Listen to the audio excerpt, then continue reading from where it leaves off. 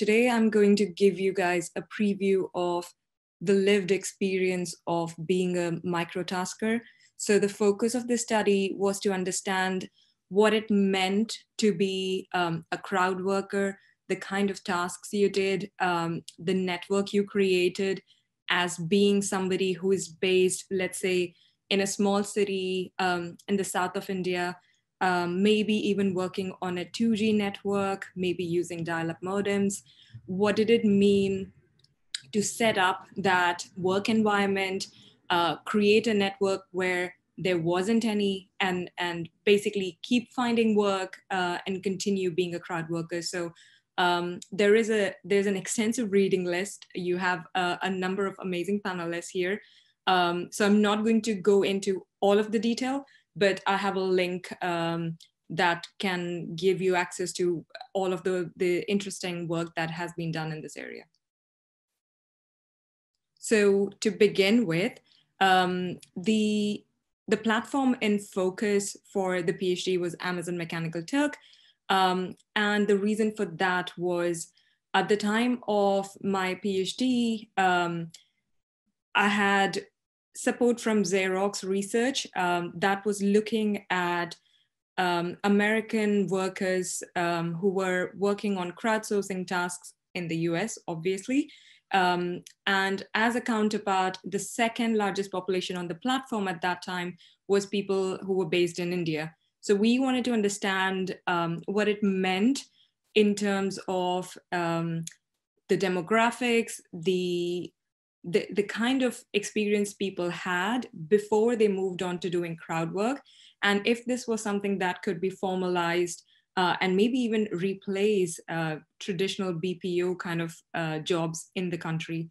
So we chose Mechanical Turk as a platform because at the time it was seemingly growing, it was seemingly more popular, and we had a reference point with the American workers, which made it a comparative study between the workers in the US and the workers in India. What we learned was the attitudes towards the work that we find in India and the people who do this work was very different. The demographics was slightly different, as Gianluca mentioned. There were more male workers in India than female workers. We found that a large number of tasks that were being done were using a lot of the social networks that people created. Whereas in the US, you would see that technology was used a lot more in finding these tasks, in being able to complete these tasks quickly. Whereas in India, this was done very ad hoc. This was done very based on your social circle. And I'll explain that a bit more as we move further. On the screen in front of you, you can see the kind of page you would come to if you've kind of logged into Mechanical Turk. So you'll be able to see information about how long you have to complete a task. You'll be able to see information about how much money you're going to make out of the task, how many tasks are available to you as a crowd worker. In some cases, if the tasks are really low paid, so if they are 2 cents or 3 cents, you can do them in bulk. You can do them in tens of thousands at the same time. Whereas the one you're seeing here is a transcription-based task, so you're only able to do one at a time. And there is a need for urgency in these tasks as well, because there's a lot of workers who come onto the platform at the same time. If they figure out by the use of forums like Turkanation, or just by experience of doing this work over time, that at 10 p.m. in India, you're going to have a requester called Casting Words who is going to post a bulk set of jobs. And so everyone rushes online and tries to grab a piece of this work. There are multiple things to take into account. You have to be able to know how to sort these tasks on the platform, whether you want the highest paid, depending on your experience, depending on how fast you are, whether you want to be able to go to the most, the task that will take the least amount of time, because today you're busy, today you're mentally tired. You don't want to spend time working on tasks that require a lot of mental effort in case you make mistakes, because there are penalties if you do make mistakes. And you don't want to be losing your account. You don't want to be damaging your reputation as a worker. And so there is a lot of time spent before you actually do the task. And the bulk of my PhD was to understand how people search for these tasks. What is that process? What does it look like? And what may be some of the invisible parts of this that we don't know until you actually go sit there next to the worker. You see them going through pages and pages and pages of the list of tasks. So moving on to the next slide, I just want to touch upon what some of the motivations of people who do this work is before we jump into more detail about the tasks themselves. This is crowd work. So the primary motivation is still money. People want to be able to use the platform to find a way to make either small amounts or large amounts of money. We found people who were professional crowd workers who have been working on various platforms, not just Mechanical Turk, Mechanical Turk being their key platform. They would switch on to other platforms like Crowdflower when work dries up on Mechanical Turk, and they would try and collect tasks and money from there. However, the key motivation of doing crowd work is still, I want to make some money. I want to be able to either support myself, support my family, or just find some cash. And the secondary motivations might be slightly different. This was supported by the low entry barrier. So you didn't have to pay any fees to come onto Mechanical Turk. This was really key. If you had to offer anything in terms of a test that some other platforms do. So if you had to maybe create a CV or create a portfolio, this was seen as something that's too much for you to go onto a platform where you don't even know what you're going to find. You don't know whether it's real. You don't know whether you're going to make money out of it. So that low entry barrier was key for some of the workers that we spoke to. The offer of seemingly flexible work, Uma touched upon this in a lot of detail. But on the outside, being able to say, right, you can work on it at 10 p.m., you can work on it at 9 a.m., it's totally up to you. That is attractive. That was definitely attractive for the people that we spoke to. And we saw how they worked that into their life as well. I'll touch upon some examples shortly. We found that how much people earned was a factor of, as you saw, how many hits are available. If you can actually find one task to do versus if you can find 50,000 tasks to do, that will actually determine how much you're going to earn. People aimed based on their expertise, how fast they were with the computer or how fast they were on their phone, their internet connection, based on how well they understood English and the instructions that were given on the task.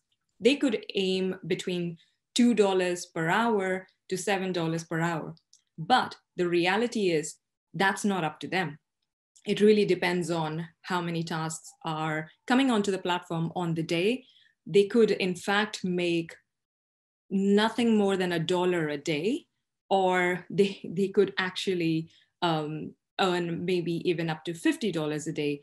Again, it depends on how much work comes up onto the platform and how much time they're able to spend on it. So we have seen with the workers where they've spent sleepless nights because on a particular day, there were 2 requesters who posted 50,000 tasks, and these were too good to give up which meant they sacrificed their rest time, they sacrificed their, they've basically moved all of their life around trying to catch a little bit of that workload. The two other key points in terms of the motivation I would want to touch upon is the opportunity for learning. With the low income tasks that you see here, the background of some of these workers is they might be first-time schoolgoers. They might be the first person who's ever owned a computer or a smartphone in your household. You might be somebody who is from a very small town where you have eras of electricity cuts every day. And so based on your background and the context that you're coming from, the learning opportunities are seemingly endless. You find interesting work. You are doing surveys. You feel like you're participating and contributing to the society. You're learning about things that you didn't know existed. People have told me the task that Uma was mentioning earlier on about the restaurant reviews, we found crowd workers actually enjoy doing them because they're then able to get a window into the world. They're seeing, oh my God, there's a restaurant that offers that. We had crowd workers who were doing image recognition tasks, who were doing just form entry work to see, okay, this is the restaurant. I have to type the address, contact number, and other details of this restaurant into this form. And just by doing that, they felt, right, I'm actually seeing that in the US, the postcodes work by numbers. I did not know that. That's interesting for me to learn. So they really saw that as a window into the world. It doesn't mean that the primary motivation went away. It was still money. It was still a way to earn an income, but they're getting something extra. And they really focus on the concept of time pass, which has a moral implication. They want to kill time, but they want to do that by doing something that's productive for somebody, including themselves. So we heard crowd workers talking about surveys and participating in surveys as a way to contribute to society. They felt, oh, I'm participating in research. It is going to help somebody. I'm doing content tagging. I'm doing image tagging, and this is going to improve a system somewhere. So that moral implication of I'm doing good, this is going to help somebody in the society, was a component that kept coming back again and again. And additionally, self-improvement was something these workers mentioned, being better with English, trying to understand how to communicate, write an email, which they've never done before. If there is a grievance they want to raise to the people who are giving these tasks, they have to compile an email, which was seen as a very big deal. If they have to communicate on a Facebook group where there are other workers, it was seen as a big deal because Facebook is an American platform. You're communicating with people on a social channel. Again, something you really had to think about from a personal skill point of view. So there is a huge opportunity for self-improvement, which people were really proud of. These are, as you can tell, not the real photos, because I knew the video was going to get circulated. But the profiles and the background of the women I spoke to are spot on. We had in the mix, in terms of the participants, at least women who had some form of a degree. They had some form of a formal education that did happen in English. They could understand instructions. However, these instructions in English weren't, they were very, let's say, task focused. So if you're asked to go left, you would be able to understand that. But if you had a turn of phrase that was, let's say, slightly more contextual, slightly more American, that would be hard to understand. And for the crowd workers, this was really important. And people wanted to have somebody to refer to help understand the tasks, to understand why something they did was wrong, how could they correct and be better the next time they're doing the same task. And for that, they found people in their local networks. That could be somebody, let's say, who's a neighbor. If you are a young woman with a kid, that could be your husband. It could be a colleague at work or university. And they really use their local social networks as a way to form this collegiality and form this support network that they couldn't find on the platform. They didn't have a way to discuss what was good or what wasn't good in terms of the way they were working. And so they needed that support locally. Additionally, the support network came from their family themselves. So in case of a young mother, again, for example, her mother-in-law will make sure when there is a bulk of tasks, she takes care of the baby while our crowd worker is spending time working on the tasks. And it was seen as from a reputation point of view, it was seen as a white collar job because you're sitting in front of a computer, you have a mouse and you're clicking on things. And women talked about it from a very, with a set of pride factors that came along with this work.